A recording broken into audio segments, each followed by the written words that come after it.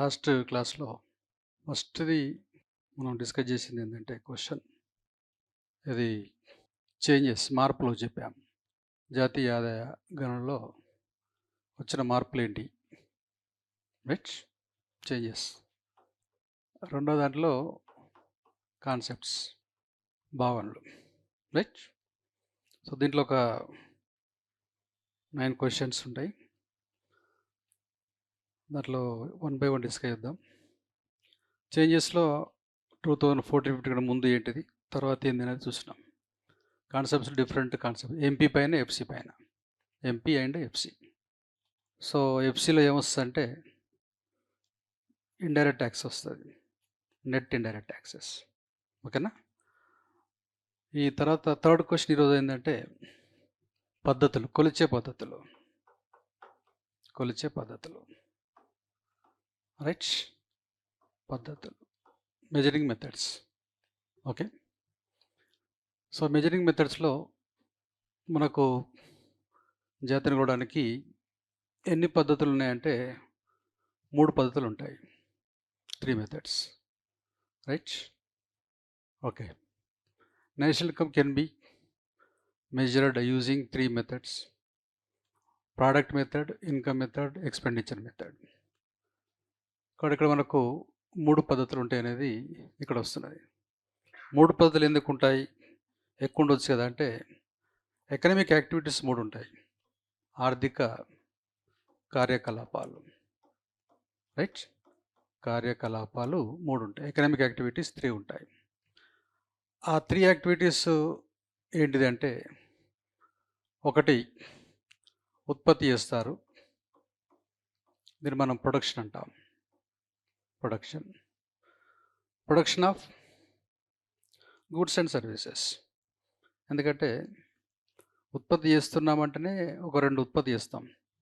ఒకటి విజిబుల్స్, రెండవది invisibles, which are used by us to fulfil our desires, needs, కదా? Right. కాబట్టి ఇప్పుడు ఈ ఉత్పత్తిలో వచ్చే సేవలను రెండింటిని కలిపి ఏమంటామో చెప్పాం, goods and services treated as economy, కదా? ఎకానమీ. కాబట్టి ఇప్పుడు మీ మార్కెట్లో ఒక షాపు పోయినప్పుడు షాప్లో ఎకానమీ ఉంటుంది, కొనేవాళ్ళు ఎవరు?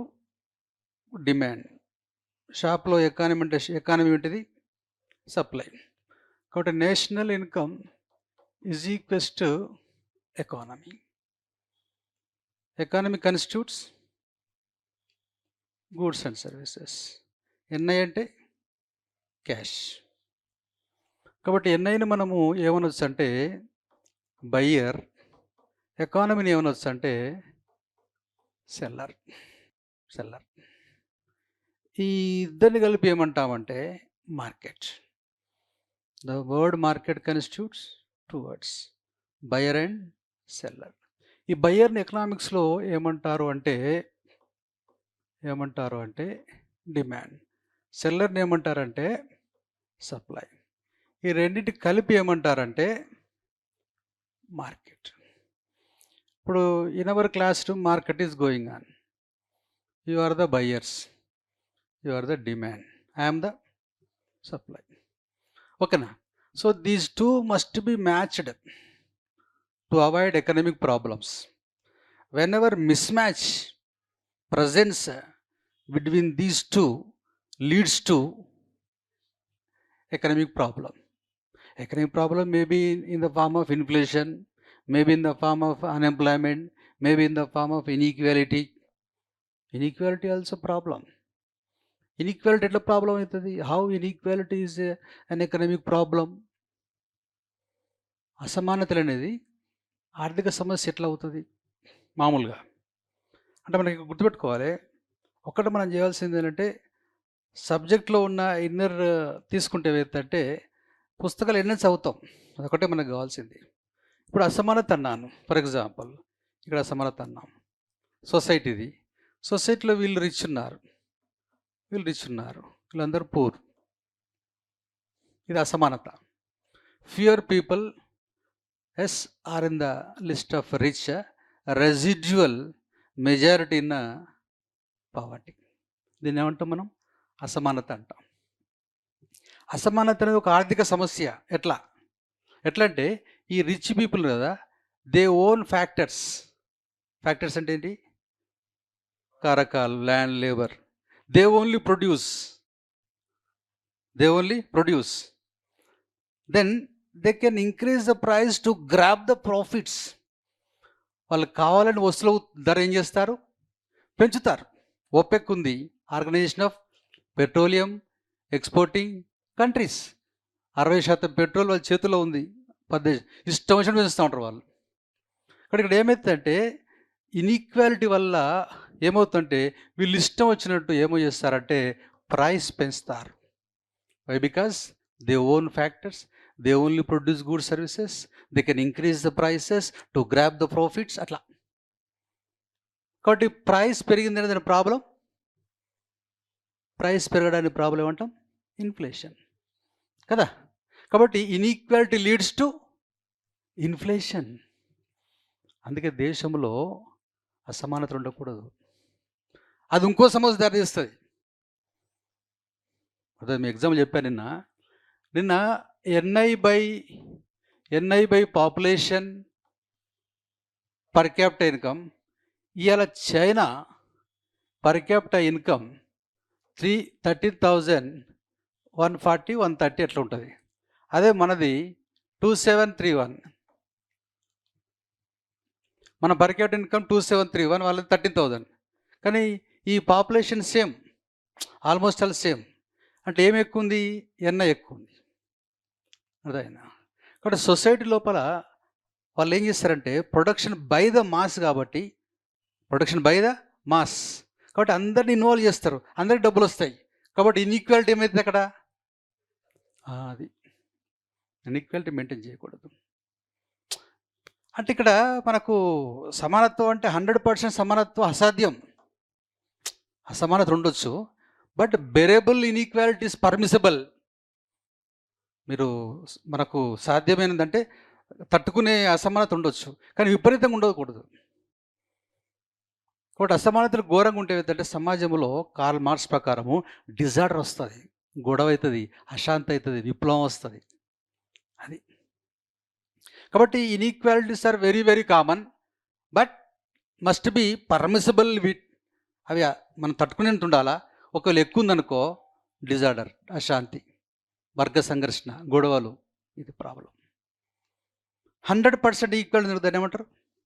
ఫర్ ఎగ్జాంపుల్ ఒక సొసైటీలో 100% ఈక్వాలిటీ ఉంది. 100% ఈక్వాలిటీ ఉంది. మీ ఇంట్లో 2 చైర్లు, నా ఇంట్లో 2 చైర్లే. మీ ఇంట్లో 2 చైర్లు, 2 గెరటెలు మీ ఇంట్లో, నా ఇంట్లో కూడా 2 గెరటెలు. అంతే, సేమ్ అంతే. 2 చైర్లు, నా ఇంట్లో 2 చైర్లు. దీన్ని ఏమంటారు? 100% ఈక్వాలిటీ. ఈ 100% ఈక్వాలిటీ ఉంటే ఏమంటారంటే దీన్ని కమ్యూనిజం అంటారు. ఏమంటారు? కమ్యూనిజం.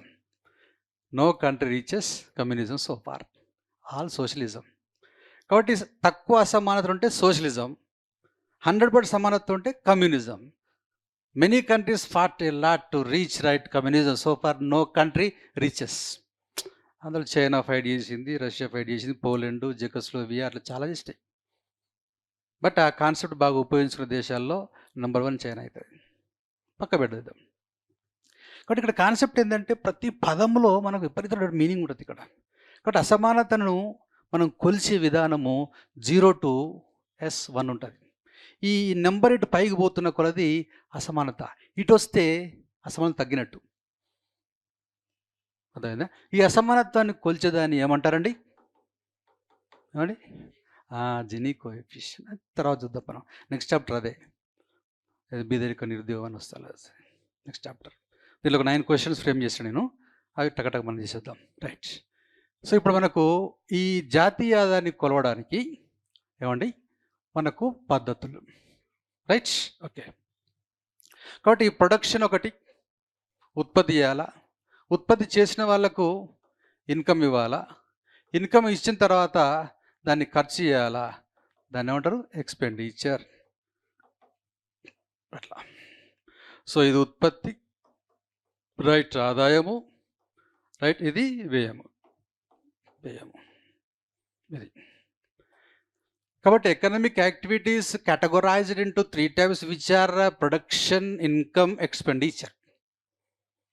అర్థమైందా? కాబట్టి ఉత్పత్తి, ఏ ఉత్పత్తి? వస్తు సేవల ఉత్పత్తి. ఉత్పత్తి చేసేవారు ఎవరు? ఫ్యాక్టర్స్. రావాలి. Factors can produce goods and services. Factors are 5. అర్థమైందా? అందులో కీలకమైన ఫ్యాక్టర్ ఏంటంటే capital, machinery. Country which is having capital plenty can produce more goods and services and qualitative goods also. ఒకటి 5 ఫ్యాక్టర్స్ లోపల capital very important. Capital rich countries named as developed countries. Point అర్థమైందా? అది. ఈ production చేసిన వాళ్ళకి ఏమిస్తాం? Income ఇస్తాం. ఆ income ఎందులో ఉంటుంది? క్యాష్లో ఉంటుంది. క్యాష్ని ఏమంటాం ఎకనామిక్స్లో? ఎంపీ అంటాం. MP cannot be eaten, then convert into FC. అంతే కదా? వేం చేస్తే ఏమొస్తుంది? సరుకు వస్తుంది. సరుకుని ఏమనాలి? ఎఫ్సి అనాలి. క్యాష్ని ఏమనాలి? ఎంపీ అనాలి. MP into FC can be eaten by us. Simple logic it. Okay, for example 100 కోట్లు ఉత్పత్తి చేశారు. ఈ 100 కోట్లు ఉత్పత్తి చేసిన 100 కోట్లు ఇచ్చిన అనుకోండి, 100 కోట్ల ఆదాయం వచ్చి 100 కోట్లు కట్ చేసిన అనుకోండి, ఇప్పుడు ప్రోడక్ట్ మెథడ్ 100, ఇన్కమ్ మెథడ్ 100, ఓకేనా, ఎక్స్పెండిచర్ మెథడ్ కూడా 100. Whatever the method you take, the answer is same. Answer is same. So one method is enough. కాబట్టి ఒక పదవి చాలు. ఎందుకు? Addition 100. But we are using all methods because these methods are having some leakages. ఎట్లా? ఉత్పత్తి చేసింది మొత్తము ఆదాయం పంచడం లేదు. మనం చెప్పినాము some income is kept in the firm itself. UCP అన్న. యూసీపీ అంటే అన్డిస్ట్రిబ్యూటెడ్ కంపెనీ ప్రాఫిట్స్. ఉత్పత్తి అయిందంతా కారకాలకు పంచడం లేదు. We're keeping some amount aside for the development of the further development of the company. రావడం లేదు, ఇక్కడ కంపెనీలో ఉంటుంది. తర్వాత ఇంకోటి సోషల్ సెక్యూరిటీ ఫ్యాక్టరీ రావడం లేదు, సొసైటీ పోతుంది. తర్వాత సిఐటి అన్నాం, అది వీలో పోవడం లేదు, సొసైటీ. కాబట్టి ఇక్కడ మనకు ప్రాబ్లం అవుతున్నది. అంటే total production not converted into income. తర్వాత టోటల్ ఈ 100 రూపాయలు ఇచ్చుకోండి, 100 రూపాయలు మొత్తం వేయం చేయరు. Some amount is kept in the house itself. Unproductive savings. Out of income we're keeping some amount in bank, some amount over shops, residual amount kept in the house itself. కొంత amount ఇంట్లో పెట్టుకుంటాం అంటే దాని అర్థమైంది వేయం కావడం లేదు. కాబట్టి మనము ఈ 3 పద్ధతులు ఉపయోగించాలి. ఎక్కడ అవసరమైతే అక్కడ. ఒకటి ఎనఫ్ కాదు. కానీ ఒకవేళ లీకేజ్ లేకపోతే, ఛిద్రాలు లేకపోతే, ప్రాబ్లమ్స్ అయితే ఒక్కటే చాలు. For example total production becomes total income becomes expend. One method is enough, but we're having some leakages, some problems.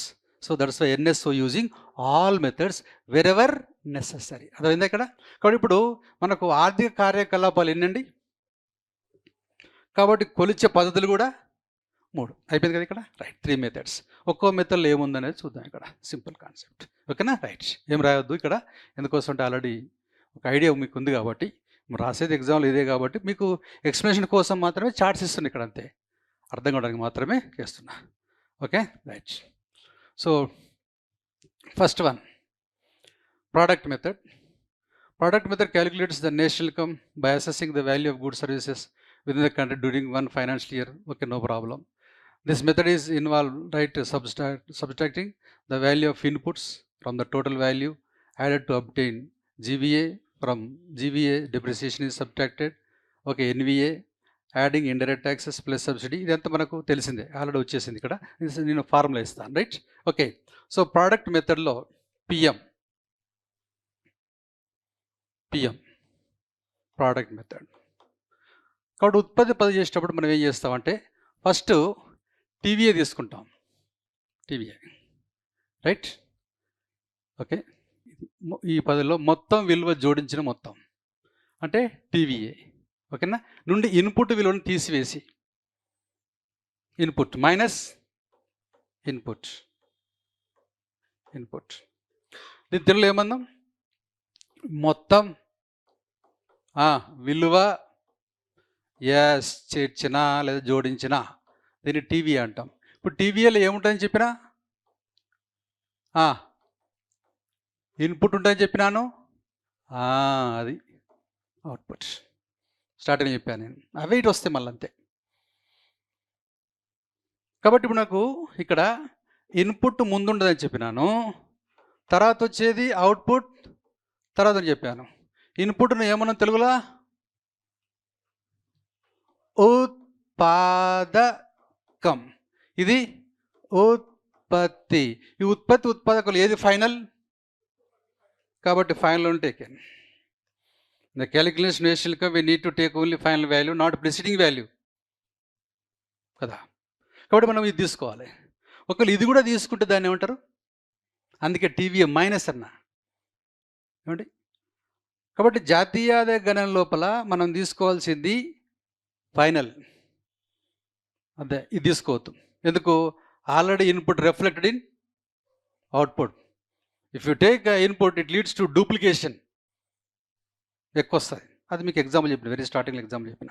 అంతిమ అన్న కదా, అంతిమ ఫైనల్ అది వస్తుంది. రైట్. ఇప్పుడు ఇన్పుట్ రైట్. ఇన్పుట్ తర్వాత ఈ ఇన్పుట్ తీసేస్తే ఏమొస్తుంది? ఇప్పుడు టీవీఏలో ఉంది కదా అవుట్పుట్ ఉంది, ఇది తీసేసి ఇది మిగులుతుంది కదా, అవుట్పుట్ మిగులుతుంది. ఓకేనా? అవుట్పుట్. ఈ అవుట్పుట్ మనం ఏమన్నాం? GVA, gross value added. Gross value added. Gross value నుంచి మనం ఏం తీసేస్తామంటే డి తీసేస్తాం. ఏమొస్తుంది? Net value added. Net value added. ఓకేనా? నికర నెట్ వాల్యూ వస్తుంది. దీనికి మనం ఏం చేస్తామంటే ఇది క్యాస్ట్ పోల్ ఉంటుంది. ఏ రూపం ఉంటుంది? క్యాస్ట్ పోల్ ఉంటుంది. కాబట్టి ఓకేనా, దీన్ని ఎంపీ రూపం ఉంటుంది. కాబట్టి దీనికి ఏం చేయాలి? మనం ఎఫ్సి చేయాలి. చేయాలంటే ఏం చేయాలి? ఎన్డిపి ఎంపీకి మనము minus indirect taxes plus subsidy కలుపుకుంటే ఏమొస్తుందంటే ఇక్కడ ఎన్డిపి ఏమొస్తుంది? ఎఫ్సి వస్తుంది. కానీ ఇది డొమెస్టిక్, ఇది మనకు కావాల్సిన ఫార్ములా కావాలా. కాబట్టి plus R minus P is equals NNP FC R అంతే. కాబట్టి ఉత్పత్తి పద్ధతిలో ఏం చేస్తారంటే ఫస్ట్ ఇన్పుట్ అవుట్ రెండు తీసుకుంటారు. ఇన్పుట్ ఏం చేస్తారు? తీసిపడేస్తారు. జీడిపి వస్తుంది, జీడిపి. కాబట్టి డి తీసేసి ఏమొస్తుంది? ఎన్డిపి వస్తుంది. కానీ ఎన్డిపి ఏ రూపం ఉంటుంది? క్యాష్ రూపం ఉంటుంది. మనకు వస్తువులు కావాలంటే ఏం చేయాలి? షాపు పోవాలి. షాప్ పోతే ఏమవుతుంది? Minus IDT plus subsidy. అప్పుడు ఏమవుతుంది? ఎన్డిపి ఎఫ్సి వస్తుంది. కానీ ఇక్కడ డి కాబట్టి 3 రంగాలే, కానీ మనకు 4 రంగాలు కావాలంటే ఏం చేయాలి? R minus P. వచ్చేది ఏంటిది? ఇక్కడ net national product factor cost, లేదా ఇది ఉత్పత్తి పద్ధతి, ప్రోడక్ట్ మెథడ్ అంటారు. ప్రోడక్ట్ మెథడ్ ఇది మనకు ఇది 2014 కంటే బాగా హైలైట్ ఉండే. 2014 తర్వాత ఆదాయ పద్ధతి అని చెప్పాను, ఆదాయ పద్ధతి ప్రారంభించి చెప్పాను. ఓకేనా? ఇది మనకు దీన్ని మనం రాసేసుకోవచ్చు. అంటే మనకు ఇది ఏం రాయొద్దు మీరు ఇక్కడ, సింపుల్ అని చెప్పిందే రాయాలి ఇక్కడ. కాకపోతే ఏంటంటే ఇది దేని తర్వాత ఏదో వస్తుంది అనేది ఒక కాన్సిక్వెన్స్ ముందులే బిల్డప్ చేసేసుకొని టక్ రాసేయాలి. అది కాన్సెప్ట్. ఏది యాడ్ చేస్తే ఏమొస్తుంది, ఏది తీసేస్తే ఏమొస్తుంది అనేది స్పాంటేనియస్గా బట్టి పట్టకుండా అట్లా మనం తయారు చేసుకోవాలి ఎగ్జామ్ కంటే ముందే. రైట్? ఓకే. కాబట్టి మొత్తం విలువ చేర్చిన పద్ధతి మైనస్ ఉత్పాదకము ఈజ్ ఈక్వల్స్ టు స్థూల విలువ చేర్చిన ఆదాయము మైనస్ తరుగుదల. ఓకేనా? తర్వాత నికర విలువ చేర్చిన ఆదాయము, ఇది క్యాష్లో ఉంటుంది కాబట్టి దీనికి మనకు ప్రొవిజన్ కావాలా, వస్తువులు సేవలు కావాలా, దానికోసం షాపు పోతే ఏమవుతుంది? ఇక్కడ మైనస్ ఐడిటీ ప్లస్ సబ్సిడీ తీసేస్తే ఎఫ్సి వస్తుంది. ఈ ఎఫ్సి అనేది డొమెస్టిక్ కాబట్టి బయటని కలుపుకుంటాం. ఆర్ మైనస్ పీజీ ఈక్వెస్ట్ ఎన్ఎన్పి ఎఫ్సి లేదా నేషనల్ ఇన్కమ్. ఇది అయితే ఇట్లా ఫార్ములా కూడా మీరు వేసుకోవచ్చు ఎగ్జామ్లో, తప్పేం లేదు. ఇది రాసిన తర్వాత దాన్ని వేస్తే కొంచెం ప్లస్ పాయింట్ అవుతుంది. మీ ఇష్టం, అది వేస్తే బెటర్, వేస్తే బెటర్. ఎందుకోసం అంటే మనకు ప్రాక్టీస్ కాబట్టి ఫ్రాక్షన్ సెకండ్లో అయిపోతుంది. ప్లస్ మనం రాసినప్పుడు ఏమవుతుందంటే ఆ కరెక్షన్స్ ఇవన్నీ కొంచెం మైలేజ్ వస్తుంది మనకు. ఇది కూడా అనేది అట్లా, ఇది ప్రోడక్ట్ మెథడ్. కాబట్టి వాడు ఏం చెప్పాడు ఇక్కడ సిలబస్లో మనకు, ఇలా మెజర్మెంట్ అన్నాడు. మెజర్మెంట్ అంటే కొలతలు. సిలబస్లో ఏమున్నదో ఫస్ట్ అదన్నీ క్వశ్చన్లు రావాలి ఒకటి. రెండవది గత ప్రశ్నలు కూడా చూసుకోవాలి. ఈ రెండింటి చూసి సరిపోతే ఏం చేయాల్సిన అవసరం లేదు. సిలబస్లో మాత్రం ప్రతి పాయింట్కు ఆన్సరింగ్ ఉండాలి. వాడు ఎన్ని పాయింట్ రాస్తారో అన్ని ఆన్సరింగ్ ఉండాలి. అట్ ద సేమ్ టైం బయట అదర్ క్వశ్చన్లే వచ్చినాయి. అట్ ద సేమ్ టైం మళ్ళీ కరెంట్లో ఇంకేమన్నా యాడ్ చేసుకోవచ్చా, అట్లా ఒక 9 క్వశ్చన్స్ తయారు చేశాను. థర్డ్ క్వశ్చన్ ఇది తీసేద్దామా, ఇది రైట్. సో ఇప్పుడు ఇది ప్రోడక్ట్ మెథడ్ కదా, రైట్. మోరుద్దామా, ఇదేనా? కాదు, ఇప్పుడు నెక్స్ట్ పేజ్ రావాలి నాకు. ఇన్కమ్ మెథడ్ కదా, రైట్. నువ్వు ఇక్కడ ఇచ్చాను, నేను సూత్రం ఇచ్చాను. పిఎం ఈజ్ ఈక్వెస్ట్ ఏమి వచ్చిందా? PM is ఈక్వెస్ట్ total value added minus input is ఈక్వెస్ట్ gross value added minus depreciation is equals to NVA minus IDT plus subsidy NVA at factor cost plus R minus P is equals to NMPFC లేదా NI. This is product. సింపుల్గా ఉన్నది అక్కడ. అర్థమైంది? అర్థం చేసుకోండి అంతే, ఏం లేదు అక్కడ మనకు కావాల్సింది. అర్థమైన తర్వాత ఆటోమేటిక్గా మనం తీసుకోవచ్చు. ఓకేనా, రైట్. ఇది తెలుగులో కూడా ఇచ్చాను, తెలుగులో, రైట్. నెక్స్ట్ ఆదాయ పద్ధతి. ఓకేనా, ఆదాయ పద్ధతి ఏముందనేది చూద్దాం. Income method.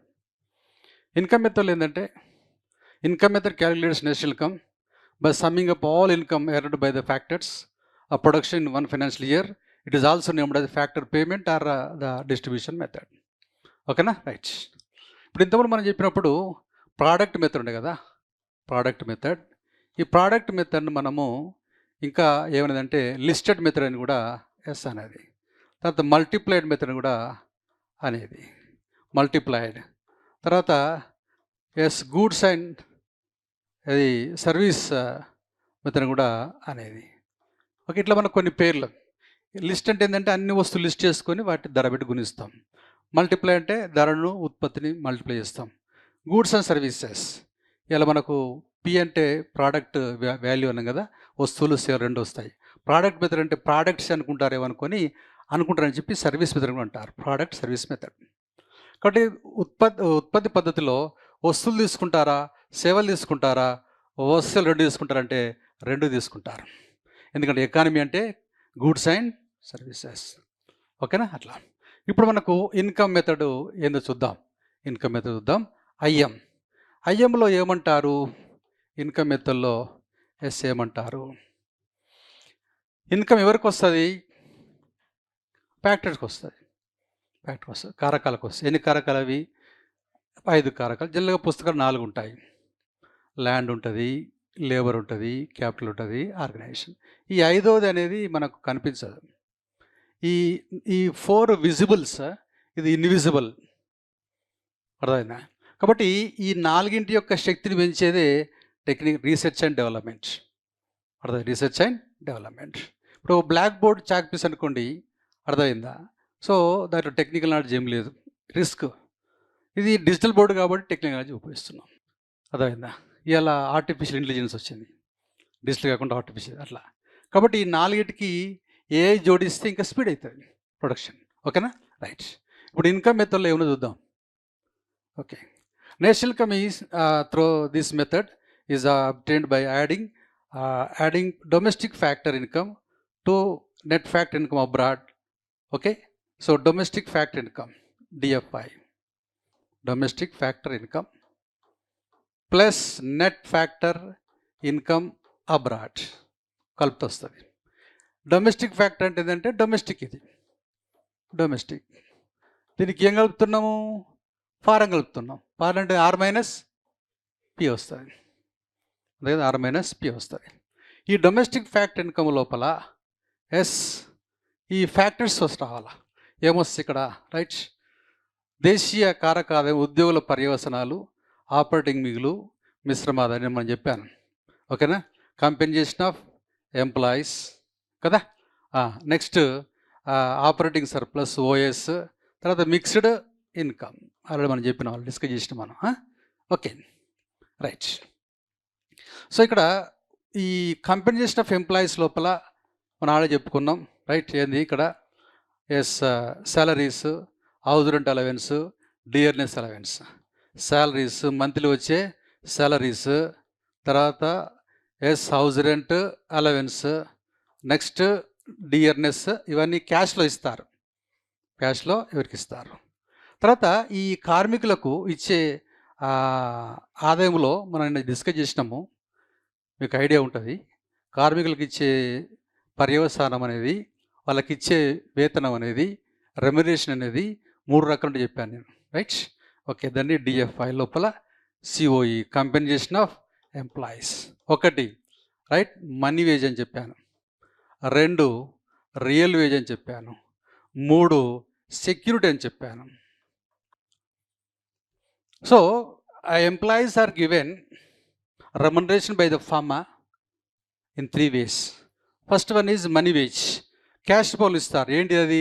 సాలరీ కావచ్చు, హౌస్ రెంట్ అలవెన్స్ కావచ్చు, డియర్నెస్ అలవెన్స్ కావచ్చు, ఇట్లా చాలా ఉంటాయి, క్యాష్ రూపంలో ఇస్తారు. రియల్ వేజ్ అంటే ఏం చెప్పాను మనం, రైట్? సౌకర్యాల రూపంలో ఉంటాయి రియల్ వేజ్, ఓకే, రైట్? ఇక్కడ చూడండి, వాస్తవ వేతనం రియల్ వేజ్. రేపు మీరు ఒక సంస్థ పెట్టినప్పుడు మీరు తప్పకుండా ఇవి పాటిస్తే మీ సంస్థ అద్భుతంగా డెవలప్ అవుతుంది. కొన్ని సంస్థలు పెడతారు, తీసేస్తారు. రీజన్ ఏంటంటే ఇది పాటించరు, అదైనా. కాబట్టి ఎవరైతే మీ దగ్గర పనిచేస్తున్నారో వాళ్ళకి ఏమి ఇవ్వాలి, మీరు ద్రవ్య వేతనం ఇవ్వాలి, ప్లస్ నిజ వేతనం ఇవ్వాలి, ప్లస్ సీక్రెట్. వాళ్ళు ఏం చేస్తారంటే ఈ సంస్థ మనది కాదు, నాది అంటాడు. అది సీక్రెట్. అది కొన్ని సంస్థలు 100 years 50 200 years కానీ నడుస్తారు, మనకు అర్థం కాదు ఏం దబ్బా అని. కొందరు పెట్టిన 10 రోజులకో లేకపోతే 2 నెలలకో పోతుంది. రీజన్ ఏంటంటే ఇది కాన్సెప్ట్. ఇది ఎంబీఏలో చెప్తారు మొత్తం. ముఖేష్ అంబానీ, అనిల్ అంబానీ ఇద్దరు చదువుకున్నారు, కానీ బాగా కష్టపడి సబ్జెక్ట్ నేర్చుకున్నాడు ముఖేష్, అనిల్ కాదు. అనిల్ ఎక్కడో పోయిండు, ముఖేష్ పైకి వచ్చిండు. ఇద్దరు ఎంబీఏ చేశారు. వాడు సబ్జెక్ట్ నేర్చుకున్నాడు, వీడు సబ్జెక్ట్ నేర్చుకోలే. అర్థమైంది? అది కాన్సెప్ట్. మొన్న ఎంప్లాయీ రిటైర్మెంట్ అయిన తర్వాత ఒక ఎంప్లాయీకి ఒక గిఫ్ట్ ఇచ్చిండు. 25 years సర్వీస్ తర్వాత గిఫ్ట్ ఇచ్చిండు. శాలరీ ఇచ్చేసిండు, లాస్ట్కు తీసుకుపోయి పక్క కూర్చోబెట్టుకొని గిఫ్ట్ ఇచ్చిండు. ఓ పేద సైట్ ఇచ్చేసిండు. దాని వాల్యూ 1500 crores, 1500 కోట్లు ఒక ఎంప్లాయీకి ఇచ్చిన గిఫ్ట్. అది సీక్రెట్ అనమాట. అంటే కాన్సెప్ట్ ముఖేష్ ఏంటంటే, ఆయన దగ్గర 1,00,000 మంది పనిచేస్తున్నారు అనుకుందాం, 1,00,000 మంది. ఎవరికైనా ఉండేది 8 hours వర్కింగ్ అవర్స్. ఇక్కడ ముఖేష్ ఉంటాడు, ఈయన కూడా ఎన్ని గంటలు ఉంటుంది? 8 hours ఉంటుంది. బట్ 1,00,000 మందికి 8 hours ఉంది కదా, ఆ 1,00,000 మంది నుంచి ఒక 2 hours ఆయన తీసుకుంటాడు, 6 hours వాళ్ళకి ఇస్తాడు. ఈ 2 hours అంటే 1,00,000 మంది ఇంటూ 2 hours 2,00,000 గంటలు. పాయింట్ అర్థమైందా? ప్రతి మనిషికి ఎన్ని గంటలు ఉంటుంది? 8 hours ఉంటుంది. But is getting 2 lakh hours one day. అది ఆయన క్యాలిక్యులేషన్, తెలియకలోడు. కాబట్టి ఇది నాది ఉన్నది 8 గంటలే, కానీ వీళ్ళ వల్ల నాకు ఎంత వస్తుంది? 2,00,000 గంటలు వస్తుంది. కాబట్టి వీళ్ళు ముఖ్యం. ఇది ఎంబీఏలో చెప్తారు. ఇది అందుకే ఎంబీఏలో సబ్జెక్ట్ చేసిన వాడు చాలా అద్భుతమైనటువంటి సీఈఓలు అవుతారు. అది సీక్రెట్. ఇవాళ భారతదేశానికి ఒక వెన్నుముకలాగా ఉన్న మిస్టర్ ముఖేష్. చాలామంది విమర్శిస్తారు, ముఖేష్ గారు, అదాని గారు ఏదో మోసం చేస్తారు. ఏం మోసం చేయట్లేదు దేశాన్ని వాళ్ళు. అర్థమైందా? ఎందుకోసం అంటే మనోడు ఏది చేసినా కానీ ఏం కాదు గవర్నమెంట్. ఓ పోర్ట్ ఏమని చెప్పు దమ్ముంటే, గవర్నమెంట్ ఆఫ్ ఇండియాను ఓ పోర్టు కట్టమని చెప్పు. కానీ రోడ్డుగా మెట్రో ఏమని చెప్పు దమ్ముంటే, కూలిపోతుంది 4 రోజుల. అర్థమైందా? సో కాబట్టి దానికి కాపాడుకోవాలి మనం, పిచ్చి పిచ్చి మాట్లాడకూడదు. Right, come to the point. ఇది రియల్ వేజ్ అంటే సౌకర్యాలు చెప్పాను ఇక్కడ. హెల్త్ ఫెసిలిటీస్, ఆరోగ్య సదుపాయాలు, విద్యా సదుపాయాలు, education facilities to the employees. Then transport facilities, then ఉచిత రుణాలు. అంటే వడ్డీ లేని రుణాలు, ఇంట్రెస్ట్ ఫ్రీ లోన్స్, బోనస్, ఇటువంటివి మొత్తం ఇవ్వాలి. వచ్చిన లాభంలో కొంత పంచితే బోనస్ అంటారు అక్కడ. ఇదంతా రియల్ వేజ్ కిందకి వస్తుంది, right. So compensation of employees, right, motor wage, ఇట్లా real wage like health facilities, education facilities, transport facilities, interest free loans, bonus etcetera. ఇది రియల్ వేజ్. నెక్స్ట్ వచ్చేది సెక్యూరిటీ, తెలుసు మనకు, insurance security, PF pension security, gratuity చెప్పాను, దిగిపోయేటప్పుడు కొంత amount ఇస్తారు gratuity, ఇట్లా దీన్ని సిఓఈ అంటారు, కంపెన్సేషన్ ఆఫ్ ఎంప్లాయీస్. ఇది మనకి ఇప్పుడు ప్రస్తుతం జాతీయ ఆదాయ గణనలో ఇదే ఉపయోగిస్తూ చెప్పాను, ఓకేనా, రైట్. ఇది ఇన్కమ్ మెథడ్ ఫార్ములా. మీకు ఈ ఫార్ములాను కూడా ఓకే కింద చెప్పాము, రైట్. ప్రస్తుతం జాతీయ ఆదాయ ఫార్ములా ఇదే ఏం చెప్పాను, okay. GVA BP, BP stands for basic price. Basic price అంటే దాంట్లో తీసేస్తాం, అది ఎంత అని కూడా చెప్తాను చివరికి, సర్వేలో ఇది ఏదంత వచ్చి చెప్పేస్తాను, okay. COE compensation of employees, OS operating surplus, mixed income, CFC అంటే సిఎఫ్సి అని చెప్పిన కన్జంప్షన్ ఆఫ్ ఫిక్స్డ్ క్యాపిటల్, స్థిర మూలధన వినియోగం, స్థిర మూలధన వినియోగం plus product taxes, production taxes. Taxes plus అవుతున్నాయా మైనస్ అవుతున్నాయా? ప్లస్ అవుతుంది, ఎందుకంటే గవర్నమెంట్ ఇన్కమ్ కాబట్టి. తర్వాత minus product subsidies, production subsidies, ఎందుకంటే గవర్నమెంట్ బర్డెన్ కాబట్టి. ఇది ప్రస్తుతం సూత్రం. ఏ సూత్రం? జాతీయ దానికి సూత్రం. కాబట్టి ప్రోడక్ట్ మెథడ్లో వచ్చిన సూత్రం 14-15 కంటే ముందు జాతీయ సూత్రం, ఇందులో వచ్చింది ప్రస్తుతం. కాబట్టి ప్రస్తుతం జాతీయ ఆదాయము ప్రభుత్వం దృష్ట్యా చేస్తున్నారు. ప్రభుత్వానికి ట్యాక్స్ వేయడం వల్ల హ్యాపీగా ఉంటుంది, సబ్సిడీ ఇస్తే ఏడుస్తుంది కాబట్టి మైనస్, ఓకేనా. ఇది ఫార్ములా, ఓకేనండి, రైట్. సో మొత్తం మీద ఈ యొక్క కొలిచే పద్ధతుల్లో మెజర్మెంట్స్ లోపల ఒక ఐడియా అనేది మనకు రావడం జరిగింది, ఓకేనా, రైట్. నెక్స్ట్ 2 పద్ధతులు అయిపోయినాయి. కాబట్టి ఇక్కడ మనకు అంశంలో రైట్, ఓకే, ఇక్కడ 2 అంశాలు తీసుకుంటే 2014-15 కంటే ముందు, ఓకేనా, 2014-15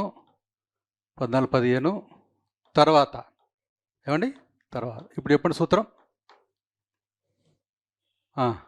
ఎన్ఎన్పి, ఎఫ్సి లేదా ఎన్ఐ ఈజ్ ఈక్వెస్ట్ NNP MP minus IDT plus that's all. సరిపోతుంది, ఇదంతా మళ్ళీ ఇంకా అవసరం లేదు, వచ్చేస్తుంది మీకు. ఇక్కడ GVA BP is equals COE plus OS plus MI plus CFC plus production taxes, product taxes minus production subsidy, product subsidy. ఇది మనకు సూత్రం, అంతే, సింపుల్. కాబట్టి గుర్తుపెట్టుకోండి, మొత్తం సిలబస్ అంతా మీరు ఇట్లా టిప్స్ లాగా తయారు చేసుకోవాలి. బయట ఎట్లా చేస్తారనేది అనవసరం, ఆ స్ట్రెస్ తీసుకోవాలి. ఎక్కువ టైం కన్జంప్షన్ చేయకూడదు, ఎక్కువ ఆలోచించదు ఎగ్జామ్లో. కాబట్టి మీరు ఏమేమి ఆలోచించినా, ఏం రాసినా, ఏమి నేర్చుకున్నా బయట నేర్చుకోవాలి.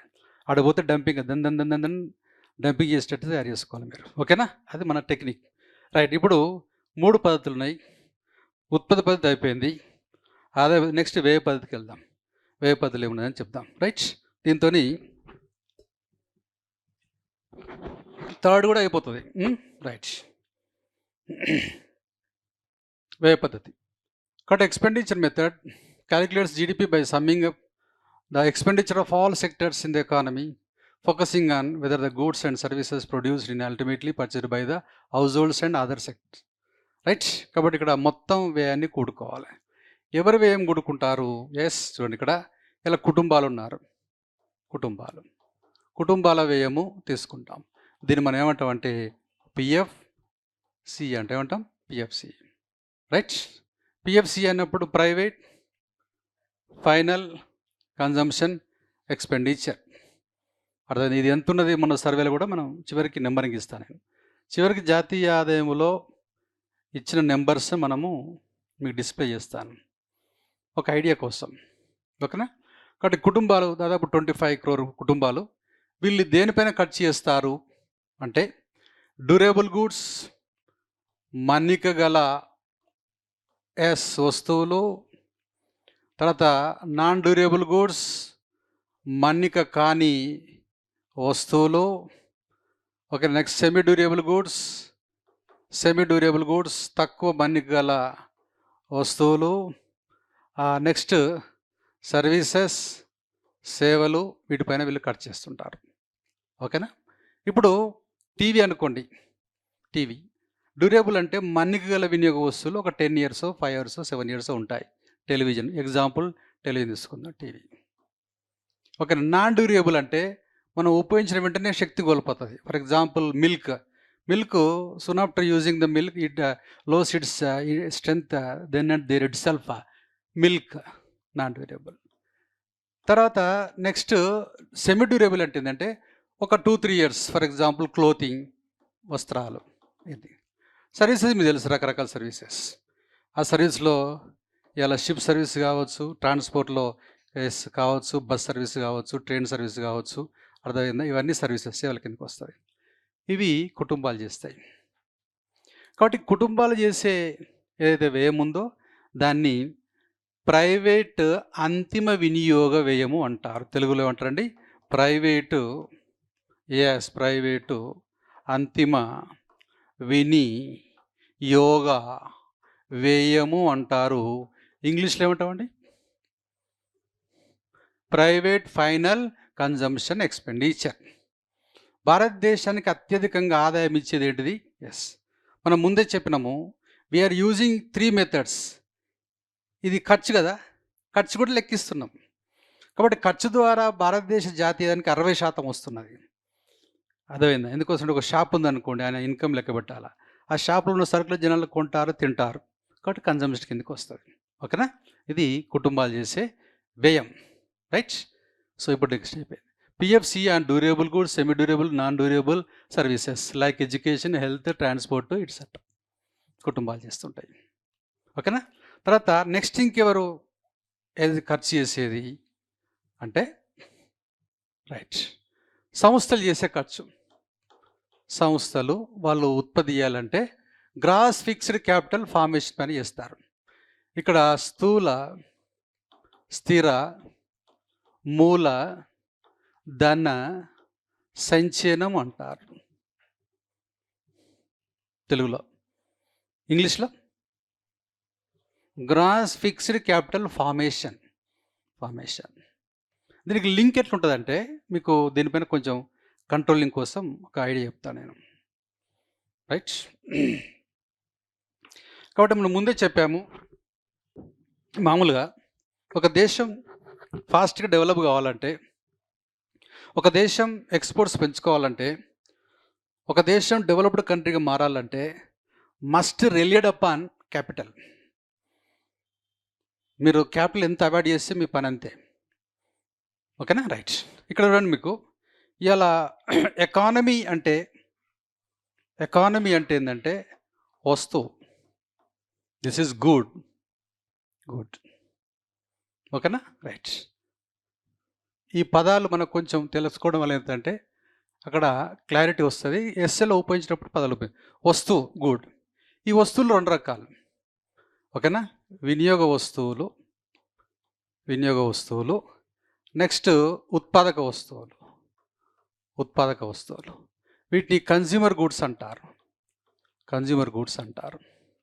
ఈ కన్జ్యూమర్ గూడ్స్లో ఇలా మనం చెప్పినట్టు మన్నిక గల వినియోగ వస్తువులు డ్యూరబుల్ కన్జ్యూమర్ గూడ్స్, మన్నిక కాని వినియోగ వస్తువులు నాన్ డ్యూరబుల్ కన్జ్యూమర్ గూడ్స్, తక్కువ మన్నిక గల వస్తువులు సెమీ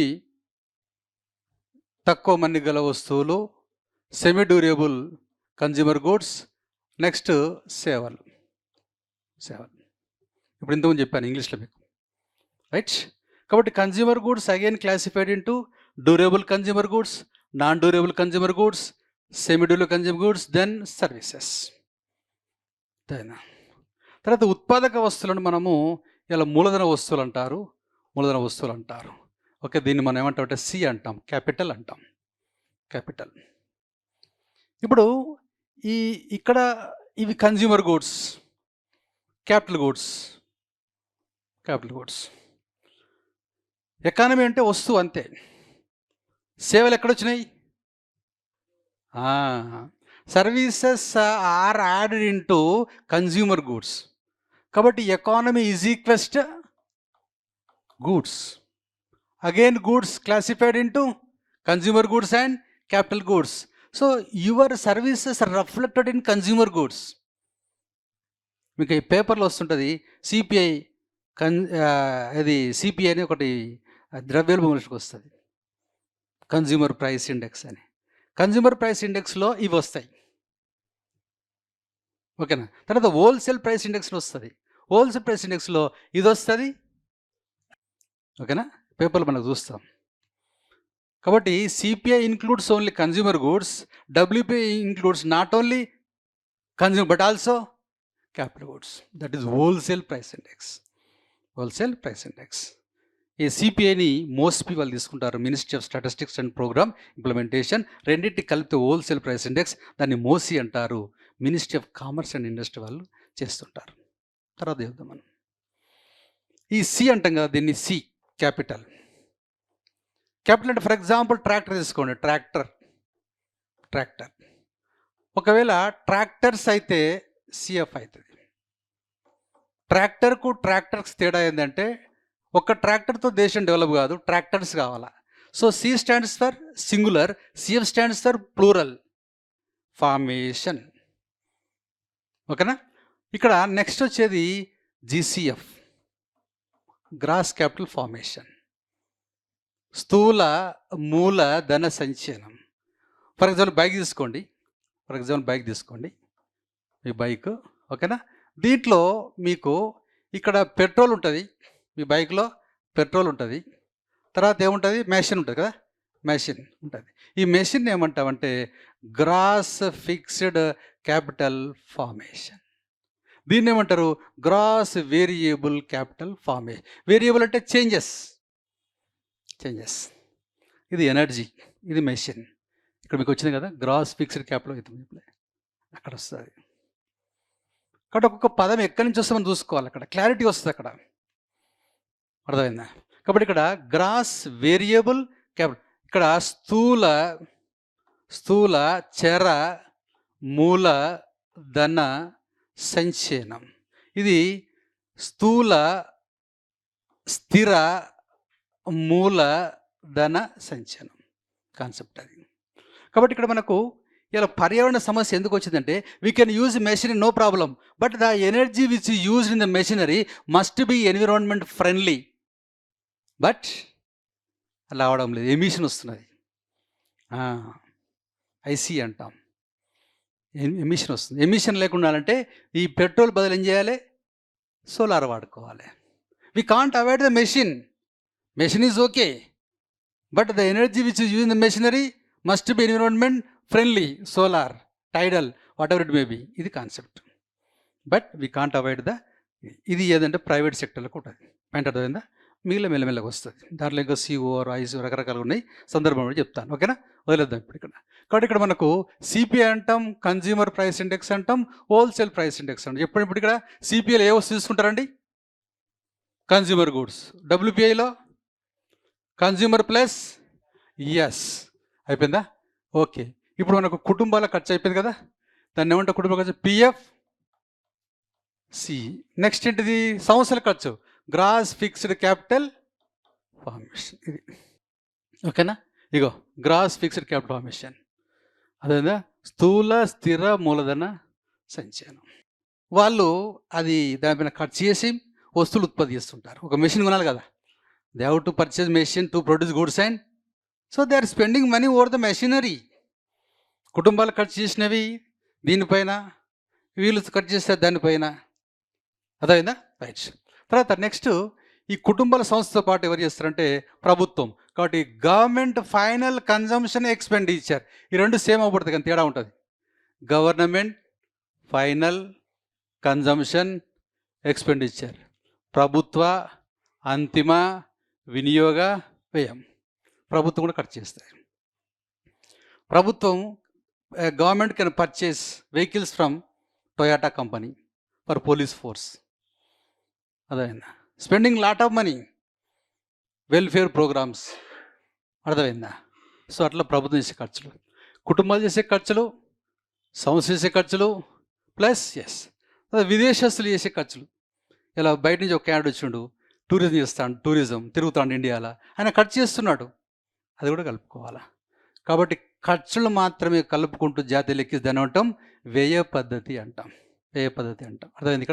ఇక్కడ కాన్సెప్ట్ ఏంటంటే, ఇలా మనకు అంశం ఇచ్చినట్లయితే రైట్, ఎక్స్పెండిచర్ మెథడ్ లోపల డొమెస్టిక్ వ్యయము ప్లస్ ఫారెన్ వ్యయము. ఈ ఫారెన్లో R-P అనేది వస్తుంది. ఇక్కడ వచ్చేసి కుటుంబాలు చేసే ఖర్చు, సంస్థ చేసే ఖర్చు, నెక్స్ట్ ప్రభుత్వం చేసే ఖర్చు, ఇది కాన్సెప్ట్. అంతే, మూడు రకాల పద్ధతులు. కాబట్టి జాతీయాన్ని కొలిచే పద్ధతులు రాయమంటే వరుసగా 3 దించేసారు, అంతే. టైం తీసుకోకుండా తీసేయాలి. ఓకేనా? అయితే ఈ యొక్క ఏదైతే రాసేటప్పుడు మాత్రం కొంచెం ఇవ్వాలి. CF, GCF, GFCF ఇట్లా కొంచెం మనం ఇంట్రొడక్షన్ ఇచ్చాలి. ఓకేనండి? రైట్. ఇది సో మొత్తం మీద ఇక్కడ మనకు ఈ 3 పద్ధతులు పూర్తి జరిగింది. సేమ్ యాజ్ ఇట్ ఈజ్ రాసేస్తే సరిపోతుంది. ఓకేనా? రైట్. నెక్స్ట్ ఫోర్త్ క్వశ్చన్ అదా లేదు. సో జాతీయ ఆదాయాన్ని అన్ని పలాలు ఇప్పుడు మనకి PFC ఎక్కడ నెంబర్ ఇచ్చిండు 60%. ఎక్కడ తెచ్చింది? వ్యయ పద్ధతి సందర్భం బట్టి. కానీ ఫార్ములా మాత్రం ఇన్కమ్ పద్ధతి ఇప్పుడు చెప్పింది కదా, అది ఫార్ములా. దాంతోపాటు మనకు సర్వేలో PFC ఇస్తారు. అర్థమైంది? అంటే దాని అర్థం ఏంటంటే అన్నిటిని ఉపయోగించుకొని సర్వే వాడుతుంటారు అట్లా. ఓకేనా? రైట్. సో అందుకే మనకు అప్పుడున్న ఫార్ములా ఇచ్చినా ఇప్పుడున్న ఫార్ములా ఇచ్చినా మీరు మామూలుగా రాసేస్తే అయిపోతుంది. ఓకేనా? తర్వాత ఈ జాతీయానికి సంబంధించి సర్వేలో ఎక్కడ ఎలా టచ్ చేశారు నెంబరింగ్ అంతా ఒక క్లాస్లో చెప్తాను నేను. ఇక్కడ ఐడియా వస్తే మనకు సందర్భాన్ని బట్టి ఉపయోగించుకోవచ్చు. అంతే, అదే అంతే చేస్తారు. ఎకనామిక్ సర్వే గుర్తుపెట్టుకోండి. ఇక్కడ మనకు ఎకనామిక్ సర్వే ఇప్పుడు ఉండి ఫైనాన్షియల్ ఇయర్ లోపల ఇంతకంటే ముందు తర్వాత ఈ ముందున్న దాన్ని ఏమంటారంటే ఎకనామిక్ సర్వే అంటారు. ఓకేనా? ఎకనామిక్ సర్వే అంటారు. ఈ తర్వాత వచ్చేదాన్ని ఏమంటారంటే బడ్జెట్ ఎస్టిమేట్స్ అంటారు. కాబట్టి preceding financial year economic can be treated as economic survey. What happened, ఏం జరిగింది చెప్పేది ఎకనామిక్ సర్వే, ఏం జరగబోయే చెప్పేది బడ్జెట్. కాబట్టి ఏప్రిల్ 1 స్టార్ట్ అవుతుంది కదా, స్టార్ట్ అయినప్పుడైతే ముందు జరిగేదంతా చేస్తారు వాడు. కాబట్టి బడ్జెట్లో చదివేదంతా ఏంటంటే ఇట్లా జరుగుతుందని చెప్తుంది, జరగబోతుంది ఇట్లా అనేది, ఇట్లా ఖర్చు చేస్తాము అని చెప్తుంటారు అక్కడ. కాబట్టి భవిష్యత్ చెప్పేది ఏంటిది బడ్జెట్, గతం చెప్పేది ఎకనామిక్ సర్వే. అది కాన్సెప్ట్. కాబట్టి మనకి ఎకనామిక్ సర్వే ఇచ్చారు, దేంట్లో ఏమైందో అనేది అది టచ్ చేస్తూ నేను చెప్తా ఉంటాం. ప్రతి లెసన్కి అది టచ్ చేస్తుంటాం. అదేనా? అది జస్ట్ మనకు ఇండియన్ ఎకానమీ అయిపోయేంత వరకు ప్రాబ్లం. తెలంగాణలో ఏముండదు, అంత అన్ని ఫ్యాక్ట్సే ఉంటాయి. Telangana survey as it is మనం తీసేసుకోవచ్చు, దాంట్లో ఏముండదు అంటారు. ఓకేనా? రైట్. సరే, వదిలేసేయండి. ఇప్పుడు నెక్స్ట్ మనకు 3 క్వశ్చన్స్ అయిపోయినాయి కదా, ఫోర్త్ క్వశ్చన్లోకి వెళ్దాం. ఫోర్త్ క్వశ్చన్ జస్ట్ సింపుల్గా ఉంటుంది. ఏంటంటే జాతీయాన్ని గణించడంలో ఉన్న సమస్యలు ఏంటి? ఈ జాతీయాన్ని లెక్కించేవారు రైట్ ఎవరు అంటే NSO, నేషనల్ స్టాటిస్టికల్ ఆఫీస్. ఓకేనా? NSO అంటాం, నేషనల్ స్టాటిస్టికల్ ఆఫీస్. ఇది మోస్పీ కింద ఉంటుంది. మోస్పీ అంటే ఏంటండి? Ministry of statistics and programme implementation కింద ఉంటుంది, వీళ్ళు చేస్తుంటారు. ఓకే, అయితే ఇక్కడ మామూలుగా వీళ్ళు లెక్కించేటప్పుడు ఏమైనా సమస్యలు ఉన్నాయా అనేది మనం ఇక్కడ చూస్తుంటాం. సమస్యలు అనేది చూస్తాం. ఫస్ట్ ఏంటిది? Informal sector. Approximately 90% of the Indian workforce in informal sector, making data collection difficult. Jobs like those of street vendors, kirana store owners are often unrecorded. భారత ఆర్థిక వ్యవస్థ లోపల మ్యాక్సిమం ఏంటంటే అన్ఆర్గనైజ్డ్, దీన్ని ఇన్ఫార్మల్ అంటాం మనం. ఇన్ఫార్మల్ కాబట్టి ఇన్ఫార్మల్ వల్ల ఏంటంటే రికార్డు కావడం లేదు. ఇలా ఎంప్లాయ్మెంట్ విషయంలో మనం సింపుల్గా మాట్లాడాలంటే ఒక 30% ఏమున్నదంటే క్యాజువల్ ఉంది, క్యాజువల్ రోజువారీ కూలీలు. తర్వాత ఒక 20% ఏముందంటే రెగ్యులర్ ఉంది. ఓ 50% ఏముందంటే సెల్ఫ్ ఎంప్లాయిడ్. భారతదేశంలో ఉన్న కార్మికులందరూ బయటికి పోయేందుకు ప్రయత్నించారు. ఎందుకోసం అంటే ఓన్లీ 20% రెగ్యులర్. ఓ టైం పోయి టైంకి వస్తారు, వాళ్ళకి పెన్షన్ ఉంటుంది, బోనస్ ఉంటుంది, అదేవిధంగా A to Z అని ఉంటుంది. అయితే ప్రైవేట్ డజన్ మ్యాటర్. ఒక గవర్నమెంట్ ఎంప్లాయ్ నాడు రెగ్యులర్ ఎంప్లాయీ ఇన్ఫోసిస్లో పనిచేస్తుండు, ఆయనకు రెగ్యులరే. ఎందుకు? వాళ్ళకి పెన్షన్ ఉంటుంది, ఓ పద్ధతి ప్రకారం ఉంటుంది. లేబర్ లాస్ పాటిస్తారు, వాళ్ళు లేబర్ లాస్ మొత్తం పాటిస్తారు.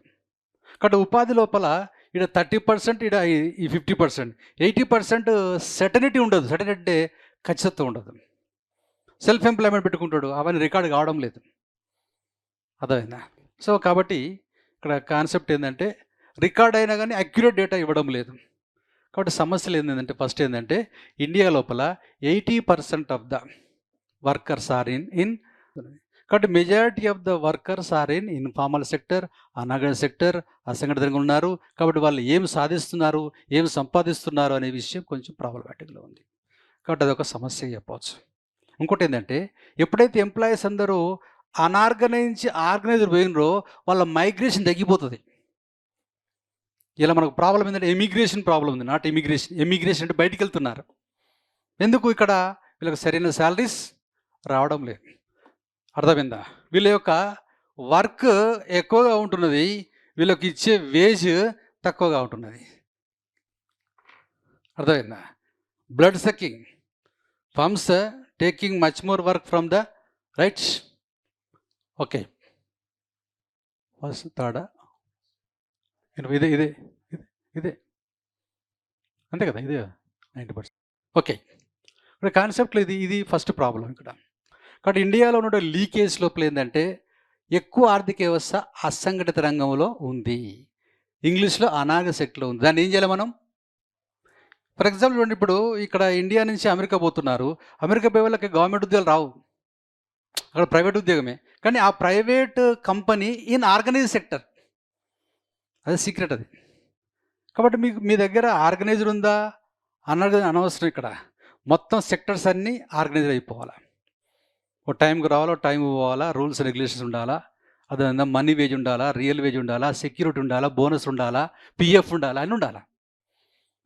అదే ఇప్పుడు ఇన్ఫోసిస్ అనుకోండి, ఇన్ఫోసిస్ చేసేవాడు అయ్యో నాకు గవర్నమెంట్ జాబ్ లేదని ఫీల్ కాడవాడు. ఎందుకు? They are given all facilities according to 4 labour laws ఉన్నాయి. ఇదివరకు చాలా ఉండే, తీసిపడేసి మోడీ గారు వచ్చిన తర్వాత 4 చేసిండు, దాని ప్రకారం నడవాలంతే. కానీ అన్ఫార్చునేట్లీ మన ఇండియా లోపల క్యాజువల్ లేబర్ అడ్డ మీద పోతాడు. ఓకే, దీంట్లో ఈ క్యాజువల్ లోపల కొంత గిగ్ వర్కర్స్ ఉంటారు. గిగ్ వర్కర్స్ ఈ జొమాటోలు ఇలా పనిచేసే గిగ్ వర్కర్స్, వాళ్ళు ఈ రోజు ఉండొచ్చు, రేపు ఉండకపోవచ్చు. కాబట్టి కొందరు కాంట్రాక్చువల్ ఉంటుంది. కాంట్రాక్చువల్ అంటే ఒక ఈ 6 months, అదే జొమాటోలో వాళ్ళు చేస్తారంటే కొందరిని కాంట్రాక్చువల్ పెట్టుకుంటారు. అంటే మీరు 6 months పని చేయాలి, ఇట్లా 1 year పని చేయాలి. కొంతమందికి రోజువారీగా ఉంటుంది. రోజువారీ కూలీలను కంపెనీ నియమించుకుంటే వాటి గిగ్ వర్కర్స్ అంటారు. ఒకవేళ అడ్డా మీద పోతే వాళ్ళని క్యాజువల్స్ అంటారు. అది కాన్సెప్ట్. కాబట్టి ఇండియాలో ఉన్నటువంటి మైనస్ పాయింట్ ఏంటంటే fewer employees are in organised sector. That is the blunder mistake. 75 years అయిపోయింది, ఇంకా 20% ఎట్లుంటుంది? అది బయటికి వెళ్ళిపోతారు. ఇక్కడ ప్రాబ్లం అది. బయటికి వెళ్ళిపోతే న్యూసెన్స్ అది. ఎందుకోసమంటే పోయేవాడు స్కిల్డ్, లాంగ్వేజ్ వచ్చినవాడు, స్కిల్స్ వచ్చినవాడు, ఆ దేశానికి దెబ్బ. ఓ డాక్టర్ కోసం you need to spend near about 30 to 40 lakhs to prepare 1 doctor, but ఈ సర్వ్స్ రైట్ ఫారెన్. అది మనకు డ్యామేజ్. అది కాన్సెప్ట్. కాబట్టి ఆ పని చేయకూడదు, మనకి లాస్ అది. ఓకేనా? రైట్, ఇది first point. Next, black money. The calculation of black money which constitutes a significant percentage. 28% అని ఇండియాలో వరల్డ్ బ్యాంక్ చెప్తా ఉంది, 50% అని IMF చెప్తా ఉంది. So black money is not calculated into national income.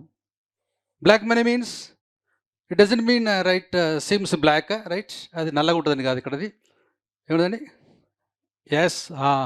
కాబట్టి అన్అకౌంటెడ్ మనీ ఏంటండి? అది unaccounted money, very dangerous, right? కాబట్టి ఇక్కడ ఏం చెప్తున్నారు? IMF అంటే 50%, అంటే ఆర్థిక వ్యవస్థ లోపల 50%, this is white money, this is black money. If an economy is having white, black, equally, then the economy can be named as, ఒక ఆర్థిక వ్యవస్థలో బ్లాక్ వైట్ సమానంగా ఉంటే దాన్ని ఏమంటారంటే సమాంతర ఆర్థిక వ్యవస్థ అంటారు. దాన్ని ప్యారలల్ ఎకానమీ అంటారు. ఏమంటారు? Parallel economy, very dangerous. ఇది మనకు ప్రాబ్లం అవుతున్నది. కాబట్టి భారతదేశంలో ఉన్న మరొక సమస్య ఏంటంటే the NSO not able to find out the black money, that is evasion of taxes. దానివల్ల ఏమవుతుంది? If you evade the tax, what happens? You becomes richer. Then difference between poor and rich, that is inequality. చెప్పాను, inequality వల్ల ఏమొస్తాం? Inequality leads to inflation. అర్థమైంది? ఇన్ఫ్లేషన్లో price ఏమవుతుందండి? Very nice, price పెరుగుతుంది. Price పెరిగితే కొనేవానికి నష్టమా, అమ్మేవానికి నష్టమా? ఎస్. కాబట్టి ఇక్కడ ఏమవుతుంది? బయ్యర్స్ ఏమవుతారు? ఇక్కడ బయ్యర్స్ డిసప్పియర్ అయితే సెల్లర్స్ ఉంటారా? ఉండరు. సెల్లర్స్ కూడా డిసప్పియర్ అయితే ప్రొడక్షన్ ఏమవుతుందండి? ఎస్, ప్రొడక్షన్ జీరో అవుతుంది. దాన్ని ఏమంటారంటే డిప్రెషన్ అంటారు. ఏమంటారు? whenever total production process stands still, zero, the condition can be named as depression.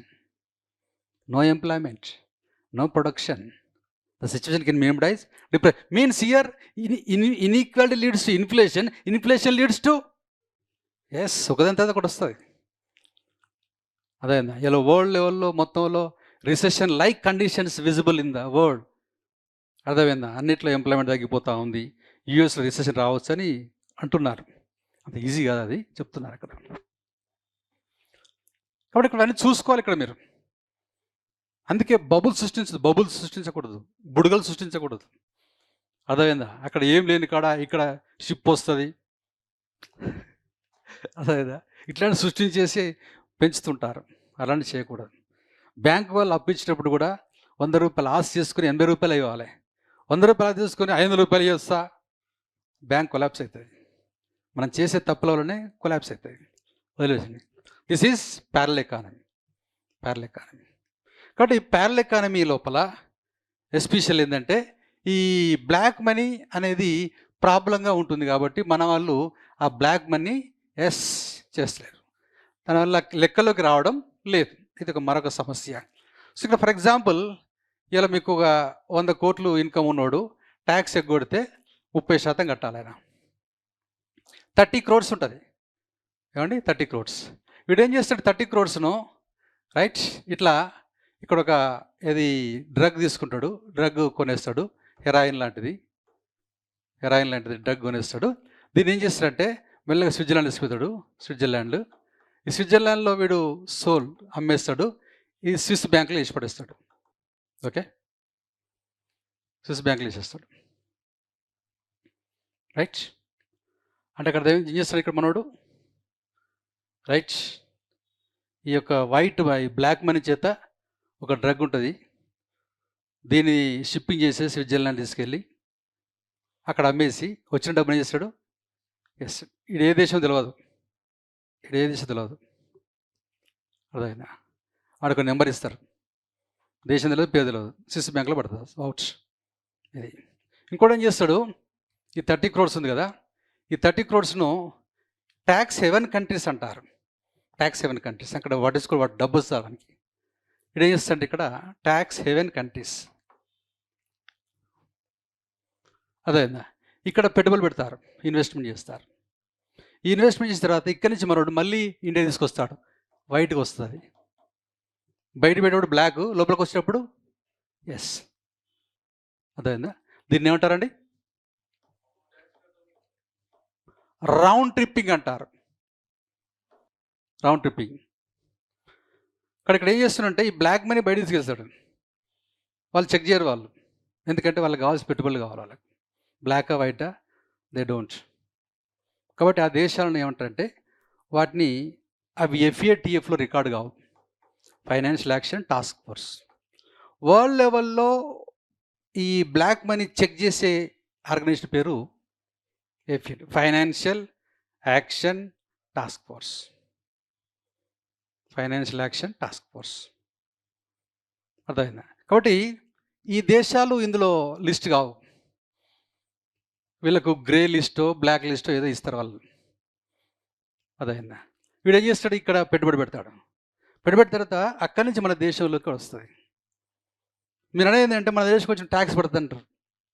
కానీ ఇక్కడ ఏమవుతుందంటే ఆ దేశానికి ఆ దేశాలకు మనకు ఒప్పందాలు అవుతాయి. డబుల్ ట్యాక్స్ అవాయిడెన్స్ అనేది ఒకటి DTA ఉంటుంది. వాడు ఏం చేయాలి? DTA లోపల అయితే అక్కడ కట్టు, లేదు ఇక్కడ కట్టు. Not in 2 countries, 1 country. ఇక్కడ 0 కదా, ఇక్కడ కడతాడు. 2 countries ఎక్కడెక్కడ ట్యాక్స్ కట్టినట్టు వాడు. అదే మన దగ్గర ట్యాక్స్ ఉంది, మన దగ్గర ట్యాక్స్ లేదు, ఆడ కట్టినట్టు ఆడ 0 ట్యాక్స్ వచ్చేస్తాడు. డబుల్ ట్యాక్స్ అవాయిడెన్స్ రూల్ అని గార్ అంటారు. అని తర్వాత వస్తుంది నాకు. కాబట్టి ఇట్లా ఈ రౌండ్ ట్రిప్పింగ్ అంటారు. అంటే బయట పెట్టేటప్పుడు బ్లాక్, లోపలికి వచ్చేటప్పుడు వైట్, డబుల్ ట్రిప్, దాన్ని రౌండ్ ట్రిప్పింగ్ అంటారు. అదేందా? లేదా స్విస్ బ్యాంకులో ఈ పని చేస్తాడు. ఇక్కడ అది లీగల్గా అది ఒకటే ఉంది. మిగిలిన ఏంటంటే ట్యాక్స్ హెవెన్ కంట్రీస్ ఉంటాయి. ట్యాక్స్ హెవెన్ కంట్రీస్ అంటే వాళ్ళు ఏం పట్టించుకోరాలు. ఏవది మనకు లిస్ట్. అందుకోసమే మీకు ఏ దేశాలతో కాంట్రాక్ట్స్ ఉంటాయో, ఒప్పందాలు ఉంటాయో వాళ్ళు ఓపెన్ చేస్తారు. అన్ని దేశాలు లేవు. అదేవిధంగా డబుల్ ట్యాక్స్ అవాయిడెన్స్ రూల్ అనేది ఒకటి ఉంటుంది. డబుల్ ట్యాక్స్ యాంటీ అవాయిడెన్స్ అని ఒకటి ఉంటుంది. DTA వస్తుంది, ముందు వస్తుంది మనకు. దాంతో ఒప్పందం ఒక 80 దేశాలతో ఒప్పందం ఉంది. పంచుకోవచ్చు, మనం పంచుకోవచ్చు. ఇలా సంగతి అయినా వాళ్ళు మొత్తం చేస్తారు. ఇంతెందుకు ఇక్కడ బయట ప్రాపర్టీస్ ఉన్న వాళ్ళు కూడా చెప్తారు, సార్ ఇక్కడ మీ ప్రాపర్టీ కొన్నారు మీ వాడు. ఏదది లేదు, మనం చాలా స్ట్రిక్ట్. మనకు తప్పకుండా గవర్నమెంట్ మనకు లోపల నుంచి వచ్చేటప్పుడు ఆటోమేటిక్ రూల్ ఒకటి వస్తుంది, గవర్నమెంట్ రూల్ ఒకటి వస్తుంది. పక్క దేశాల నుంచి వచ్చిందనుకో అది గవర్నమెంట్ రూల్ పోతుంది. ల్యాండ్ మన ల్యాండ్తో మిగతా ల్యాండ్తో సంబంధం ఉంటాయి కదా, అవి గవర్నమెంట్ రూట్లో వస్తాయి. ఎందుకంటే చైనా నుంచి వస్తాయి కాబట్టి మనం రిస్ట్రిక్షన్ పెట్టినాం. మిగతా కంట్రీస్ ఏంటంటే ఆటోమేటిక్ రూల్ పెట్టినాం. కానీ చెక్కింగ్ ఉంటుంది మనకి. ఇక్కడ చెక్కింగ్, ఆ మనీ బ్లాకా వైటా. ఒకవేళ చెక్ చేసుకుంటూ తీసుకుంటే నీ పేరు FATFలో ఉంటుంది, ఫైనాన్షియల్ యాక్షన్ టాస్క్ ఫోర్స్. అవునవును, అవును, నో ప్రాబ్లం. అవి వచ్చేటివన్నీ వైటే. మన దగ్గరకు వచ్చేటివన్నీ మొత్తం అంతే. ఇన్ఫ్రాస్ట్రక్చర్ పెట్టుబడులు యాక్సెప్టెడ్. అది చేసేటప్పుడు చెప్తారు అక్కడ. ఇప్పుడు ఒక కంపెనీ తెస్తున్నది, ఈ డబ్బు ఏంటిదని అడుగుతారు వాళ్ళు. ఇప్పుడు ఇంతెందుకు, మీ బ్రదర్ పంపించేటప్పుడు అడుగుతారు, ఇక్కడ నువ్వు పని చేస్తున్నావు, నీ శాలరీ ఎంత వస్తున్నది, ఎంత కటింగ్ పోయింది అని చూసే వాళ్ళు తీసుకుంటారు. ఇష్టం వచ్చినట్టు తీసుకురాడా. ఎందుకోసం అంటే వరల్డ్ లెవెల్లో 1989లో ప్యారిస్ బేస్లో FATF ఉన్నది, ఫైనాన్షియల్ యాక్షన్ టాస్క్ ఫోర్స్. దీంట్లో నీ పేరు అవ్వపడితే నీకు నీ వాల్యూ పోతుంది, నీ దేశానికి వాళ్ళు రారు ఎక్కువ, ఎందుకంటే దొంగ దేశం అని తెలిసిపోతుంది. ఎస్, అది ఫెమా అనేది ఏంటంటే మనకు ఇతర దేశాలతో రిస్ట్రిక్షన్స్, అదేవిధంగా ఇష్టం వచ్చి కాకుండా రూల్స్ అండ్ రెగ్యులేషన్స్ పాటించుకోవాలి. ఫెరా నుంచి ఫెమా అయింది, అదేవిధంగా లిబరలైజేషన్. ఓకేనా, రైట్. కాబట్టి ఇక్కడ మనకు అంశంలో ఈ ఫెమాలు ఏంటంటే మనకి ఎస్పెషల్లీ ఈ రూపీ కన్వర్టబిలిటీలో వస్తాయి. మనకు ముందు దాంట్లో రూపీ కన్వర్టబిలిటీ మనకి ఇప్పుడు కరెంట్ అకౌంట్లో కన్వర్ట్ ఉంది, క్యాపిటల్ అకౌంట్లో పార్షియల్గా ఉంది, అదంతా అప్పుడు వస్తుంది. ఓకేనా, రైట్. ఉంది, ఆ సిలబస్ కూడా ఉంది, నో ప్రాబ్లం. ఓకే, కానీ ఇక్కడ ఈ బ్లాక్ మనీతో ప్రాబ్లం ఉంది. ఇక్కడ ఒక దేశంలో బ్లాక్ వైట్ సమానంగా దాన్ని ఏమంటాం? ప్యారలల్ ఎకానమీ అంటాం. ఎస్, ఇక్కడ వీళ్ళు చెప్పారు, ఎవరు? వరల్డ్ బ్యాంక్ వాళ్ళ బాబు మీ దగ్గర 50% ఉంది బాబు అని వరల్డ్ బ్యాంక్ అంటున్నది. ఎస్, ఇక్కడ IMF ఎంత 28% ఉన్నారు. వదిలేసేయండి, రైట్. ఓకే, కాబట్టి రెండవ సమస్య ఏంటంటే we're not able to find out the black money.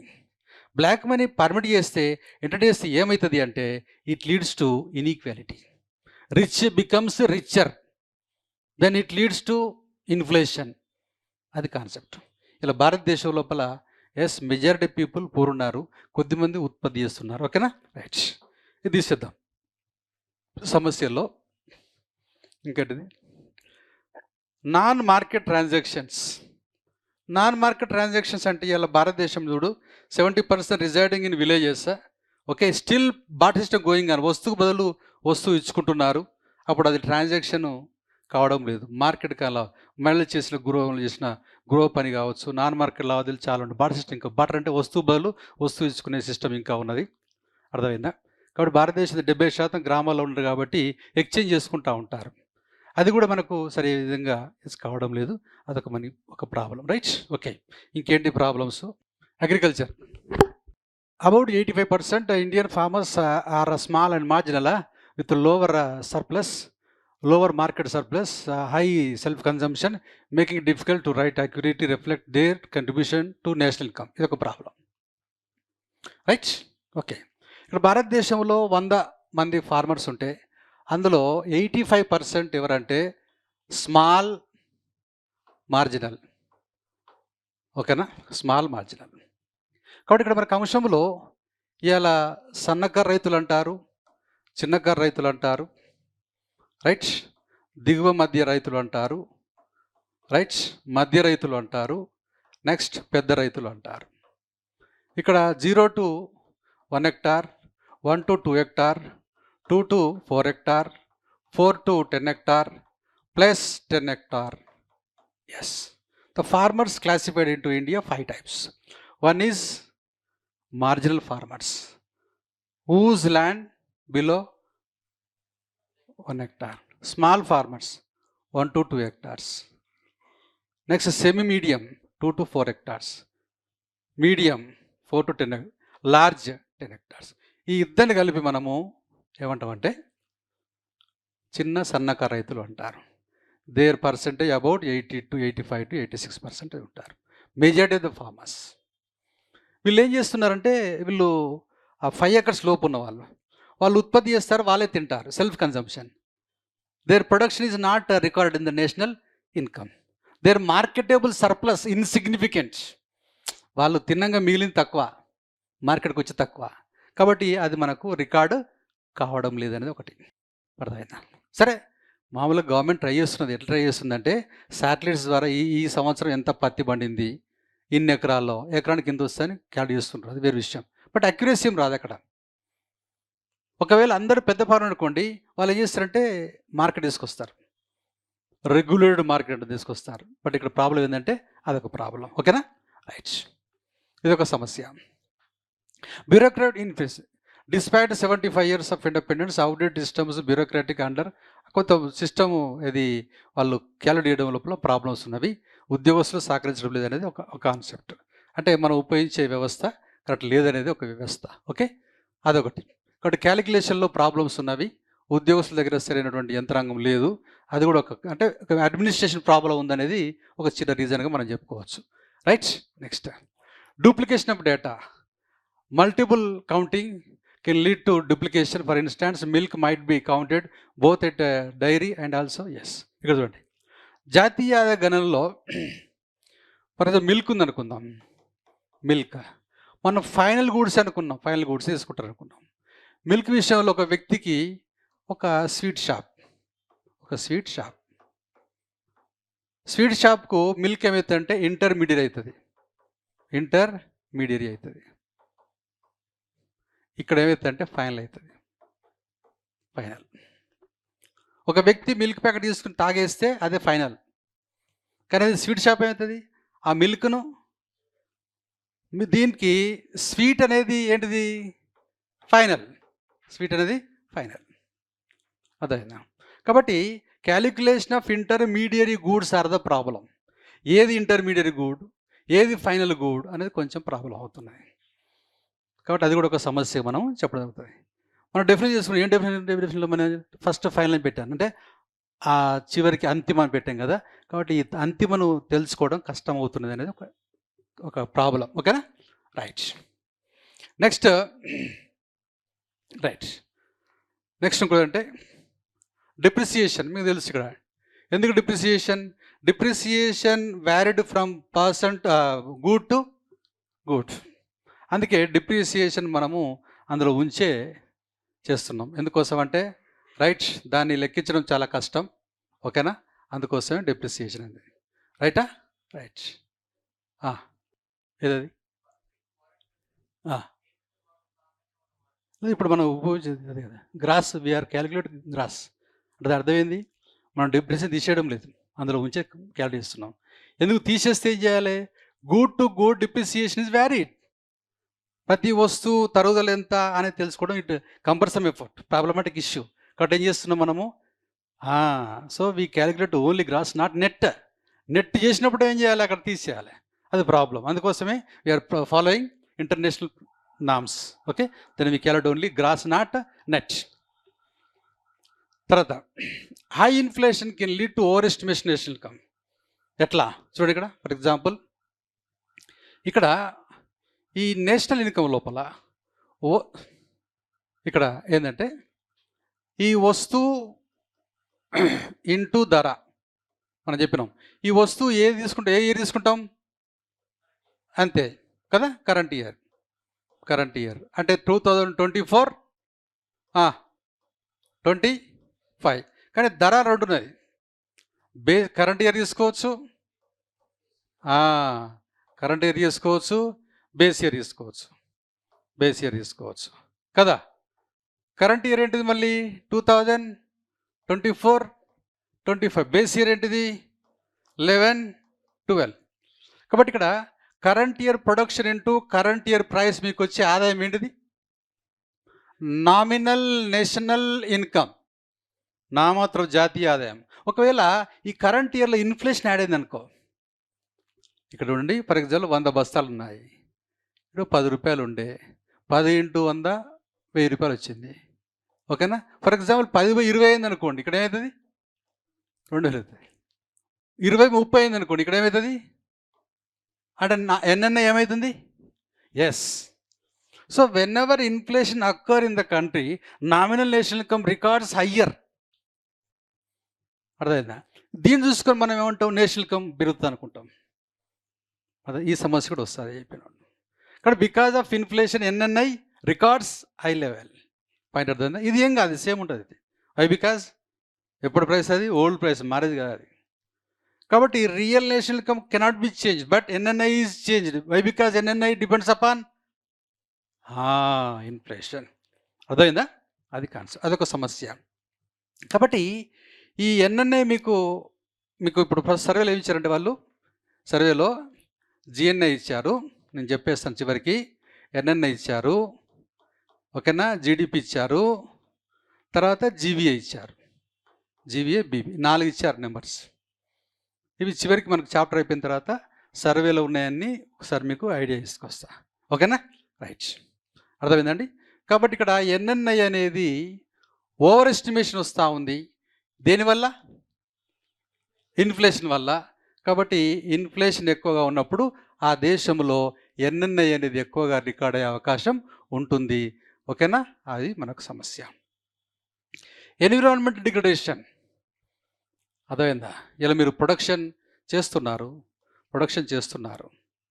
But production చేసేటప్పుడు అర్థమైందా? ఇలా 180 ఇలా కంట్రీస్ లోపల మీరు ఎయిర్ పొల్యూషన్ లోపల మీకు మీ rank 177. Worst 3rd country India. అర్థమైందా? ఎయిర్ పొల్యూషన్ లోపల. అదే ఎమిషన్ లోపల చైనా తర్వాత, అమెరికా తర్వాత 3rd కంట్రీ. కాబట్టి మీరు జీడిపి చేస్తున్నారు. జీడిపి ఎట్లా వస్తున్నది? గుడ్ సైన్ services, but you are creating environmental destruction. We want green GDP, not GDP. అర్థమైందా? అందుకోసం మనం ఏం చేసినామంటే ఈ యొక్క నెట్ జీరో ఎమిషన్ ఏ ఇయర్కు? 2070 India net zero. Net zero అంటే ఏంటంటే మైనస్ ప్లస్ సేమ్ ఉండాలి. ఒక 10 మీరు డ్యామేజ్ చేస్తే 10 ప్లస్ చేస్తే ఇది 0 అవుతుంది, నెట్ జీరో. అదైనా ఇది కాన్సెప్ట్ 20. సో అదే రకంగా మనకు ప్యారిస్ ఒప్పందం చేసుకున్నాం ఏ ఇయర్లో? Very good, 2015. దీన్ని మనం కోప్ కాన్ఫరెన్స్ అండ్ పార్టీస్ అంటాం, కోప్ 21 చేసుకున్నాం. ఇది ఏ ఇయర్కు చేసుకున్నామండి?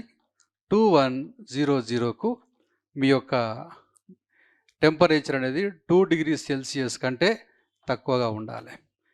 దేంతో పోలిస్తే ప్రీ ఇండస్ట్రియల్ రెవల్యూషన్, పారిశ్రామిక విప్లవం కంటే ముందు 100 పాయింట్లు అనుకోండి, అప్పుడు ఎంత ఉండాలి? 2 పాయింట్లు పెరగాలి అంతే. అదైందా? అది ఒప్పందం చేసుకున్నాం మనం, ప్యారిస్ ఒప్పందం. మనకు థర్డ్ పార్ట్లో వస్తుంది, ఓకేనా? ఆ విషయం అర్థం చేసుకోవాలి.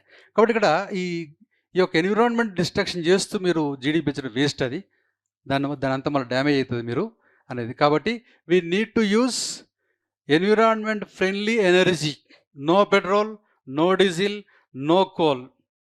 అది మనం చేస్తే మంచిగా ఉంటుంది, ఓకేనా? Right. Imputed income, there are difficulties in accurately calculating imputed income from self produced goods and services, ఓకేనా? సో ఇది కొంచెం ప్రాబ్లం అవుతున్నది, రైట్? ఏంటిది అనేది చూద్దాం. దీన్ని ఇంప్లిసిటీ అంటాం, ఇంప్లిసిటీ అంటాం. కాబట్టి అంతర్వ్యయాలు అంటాం, అర్థమైందా? సో అక్కడ కొంచెం క్యాలిక్యులేషన్ ప్రాబ్లం అవుతుంది అనేది ఒకటి. అదేంటని చూద్దాం ఇక్కడ. ఫర్ ఎగ్జాంపుల్, ఒక వస్తువుని మీరు ఉత్పత్తి చేశారు. ఒక వస్తువును ఉత్పత్తి చేస్తే ఇంటి వ్యక్తులు ఓ 10 మంది పనిచేస్తున్నారు, బయట నుంచి 2, ఓకేనా? వీళ్ళకు శాలరీ ఇస్తాం, ఇప్పుడు వీళ్ళకి శాలరీస్ ఇవ్వం, ఎందుకంటే వాళ్ళ ఇంటి వ్యక్తులు, సెల్ఫ్ ఫ్యాక్టర్స్ ఆఫ్ ప్రొడక్షన్, అర్థమైందా? కాబట్టి ఇక్కడ మనం వేసేస్తున్నాం వీళ్ళకి, ఇది క్యాలిడ్ అవుతున్నది, ఇది క్యాలిడ్ కావడం లేదు, అర్థమైందా? దీన్ని ఏమంటే ఇంప్యూటెడ్ కాస్ట్ అంటాం, ఇంప్లిసిట్ కాస్ట్ అంటాం. We are not able to calculate implicit cost. వీళ్ళ యొక్క వేజెస్, వీళ్ళ యొక్క ఇన్కమ్ అనేది not calculate into national income. అదొక ప్రాబ్లం. అన్ని ప్రాబ్లమ్స్ మనం తీసుకునేవి, ఓకేనా? ఆ విషయం మనం తీసుకోవాలి. ఎందుకోసం మనం చూసినాము, సెల్ఫ్ ఎంప్లాయ్మెంట్ 50% ఉంది, అర్థమైందా? దానివల్ల వాళ్ళ ఎఫర్ట్ ఎంత అనేది మనం క్యాలిక్యులేట్ చేయలేకపోతున్నాం, ఓకేనండి? రైట్. ఇంప్యూటెడ్ ఇన్కమ్, అంచనా వ్యయం, రైటా? రైట్. Last, government services. ప్రభుత్వ సేవలు ఉచితంగా రాయితీలపై ఉన్న ప్రభుత్వ సేవలు జాతీయత తగ్గిస్తాయి. Government services often provide free and subsidised may lead to right underestimation. ఇలా మీరు హాస్పిటల్ పోతారు, ఒక డాక్టర్ మనకు ఉచితంగా సేవ చేస్తాడు, అవి జాతీయులకు రావు. డాక్టర్ శాలరీ వస్తుంది, డాక్టర్ డ్రెస్ వస్తుంది, నర్సు డ్రెస్ వస్తుంది, బట్ వాళ్ళు చేసే సర్వీస్ ఉంది కదా, నాట్ యాడ్ ఇంటూ, వాటికి ఫీజే ఉండదు, అర్థమైందా? అది కాన్సెప్ట్. కాబట్టి దట్ ఈస్ అండర్ ఎస్టిమేషన్. ఏంటది? Under estimation. తగ్గిస్తున్నాం కదా, అండర్ ఎస్టిమేషన్. కాబట్టి free service which are given by the government not added national income. ప్రభుత్వం చేసే ఉచిత సేవలు జాతీయంలోకి కాబట్టి ఉచిత సేవలని జాతీయులు రావు. కాబట్టి మనకు సూత్రం ఏంటంటే, మీకు ఫ్రీ అనేది జాతీయంలోకి రాదు, నో. ఇక్కడ ప్రాబ్లం అదైనా. కాబట్టి గవర్నమెంట్ ఎన్నో సేవలు చేస్తూ ఉంది. Repairs, the value add by repair services often not include national income. చూడండి ఇక్కడ మీరు ఇలా ఫర్ ఎగ్జాంపుల్ ఏప్రిల్ 1 మార్చి 31 మధ్యలో మీరు ఒక కొత్తగా, ఇప్పుడు ఒక హౌస్ ఉంది, లాస్ట్ మీరు ఒక హౌస్ కట్టారు, ఒక 10 years బ్యాక్ హౌస్ కట్టారు, దీంట్లో ఒక ఫ్లోర్ వేసింది అనుకోండి, ఫ్లోర్ ఇది జాతీయాలకు వస్తుంది. ఒకవేళ ఈ హౌస్ కనుక, ఈ పాత హౌస్ కనుక మీరు వాష్ బేసిన్ ఒకటి యాడ్ చేస్తే రిపేర్ అవుతుంది, అది రాదు. కాబట్టి repair expenditure not add into national income, but new floor, construction new floor, okay. కాబట్టి ఒక ఆర్థిక సంవత్సరంలో ఉత్పత్తి అయిన నిర్మించబడ్డ all constructions are come under into national income. Maybe roads, maybe railways, doesn't matter, okay. మీరు ఏదైతే న్యూ కన్స్ట్రక్షన్స్ ఉన్నదో that is treated as capital add into national income. కానీ చిన్న చిన్న ఖర్చు ఉంటాయి కదా, మైనర్, అది రాదు. ఇక్కడ మనకు ఈ వెల్ఫేర్ ప్రోగ్రామ్స్, అదైంది, అది గవర్నమెంట్లోకి వస్తాయి. అది ఫ్రీ అనేది మామూలుగా ఏంటంటే మనకి ఇప్పుడు వెల్ఫేర్ ప్రోగ్రామ్స్ ఉన్నాయి కదా, అవన్నీ జాతీయాలకు వచ్చేస్తాయి, జాతీయాలకు వచ్చేస్తాయి, ఖర్చు పెడుతున్నాయి కదా, అదైంది, రైట్. కాబట్టి అన్ని వెల్ఫేర్ ప్రోగ్రామ్స్ ఉన్నాయి కదా, all welfare programmes are added national income. అది ఎక్స్పెండిచర్ మెథడ్లో యాడ్ అవుతుంది. నేను అందుకే అంటున్నా, మనం సందర్భాన్ని బట్టి అన్నీ తీసుకుంటున్నాం చెప్పినాం, ఒకటి తీసుకోవడం లేదు. ఎందుకంటే ఇలా పిఎఫ్సి ఉంది, అది వేరే పద్ధతి కిందకి వస్తుంది అట్లా. ఓకేనా? రైట్. కాబట్టి కొన్ని సందర్భాల్లో ఉచితాలు మనం తీసుకోవడం లేదు. అక్కడ ఏది ఉచితం అనేది చెప్పడం ఇబ్బంది అవుతుంది అనేది ఇక్కడ మన కాన్సెప్ట్. ఓకేనా? రైట్. తర్వాత non resident companies, income generated by the non resident companies in India is treated as domestic income which may be subject to outflow. ఇలా మీరు భారతదేశంలో నమోదైన, చూడండి, భారతదేశంలో నమోదైన ఏమి, ఫర్ ఎగ్జాంపుల్ కంపెనీ ఉంది, ఇలా భారతదేశంలో నమోదైన కంపెనీ ఉంది, ఒకటి హూండై ఉంది, హూండై. ఓకేనా? ఇది Indian companies act 2000, very nice, 13. Okay, దీని ప్రకారం రికార్డ్ అయింది, ఇది ఇండియాలో ఉంది. కాబట్టి దీని ఇన్కమ్ అనేది ఎన్ఎస్ఓ వాళ్ళు క్యాచ్ చేస్తారు.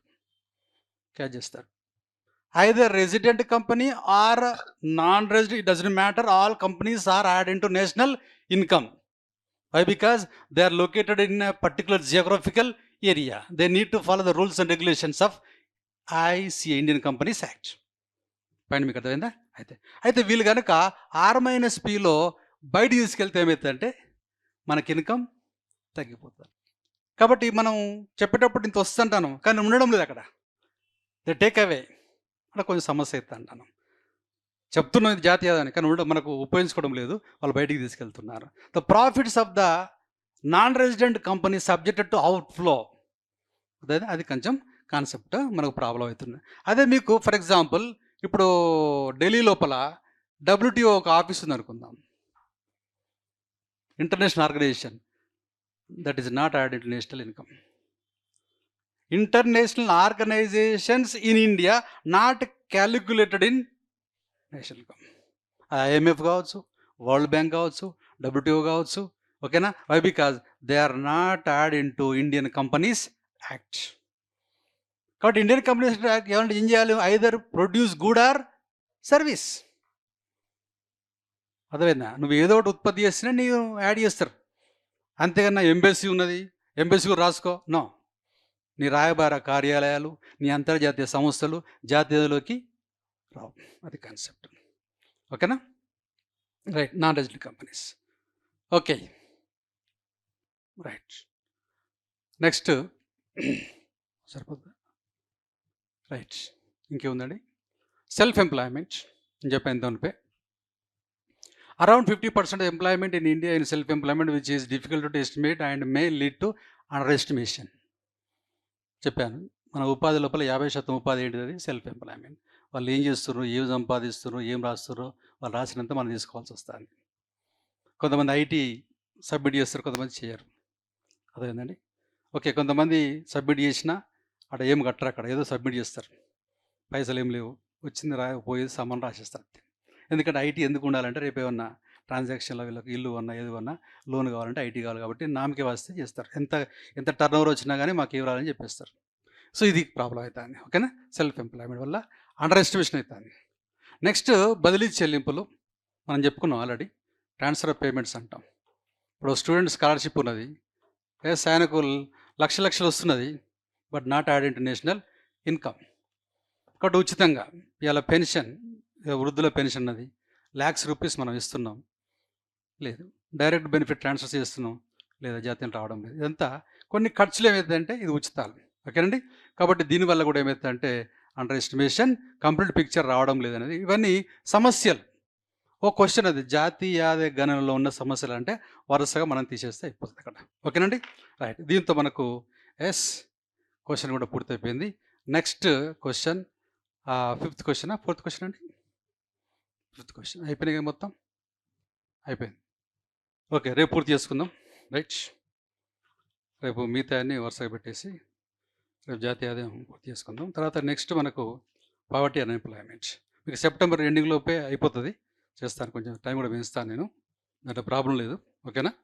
రైట్. ఒక ఇండియన్ ఎకానమీ వరకే ఉంటుంది ఎక్స్ప్లెనేషన్, తర్వాత ఈజీగా అయిపోతుంది, చూస్తూ చెప్పేయవచ్చు. మనకు నోట్స్ రాసే కార్యక్రమం ఉంటున్నాం, టైం పడుతుంది, కానీ ఇట్లా పీపీటీ లోపల ఏం కాదు, ప్రాబ్లం లేదు. అదే అయితే నేనే చేస్తా, ఇలా ఇది ఒక్కటే పంపిస్తున్నా, వాళ్ళు చేస్తున్నారు, ఇది కంప్యూటర్లో చేసేస్తున్నారు, నేను తయారు చేస్తాను. నేను అదే వస్తా. ఓకే, నేను ఆ? అదే అదే అదే.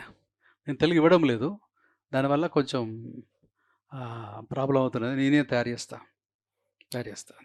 ఆ 9 క్వశ్చన్ ఇప్పుడు జాతీయం తర్వాత అన్ని కూర్చొని తయారు చేసి మళ్ళీ పీపీటీ చేస్తాను నా రైటింగ్.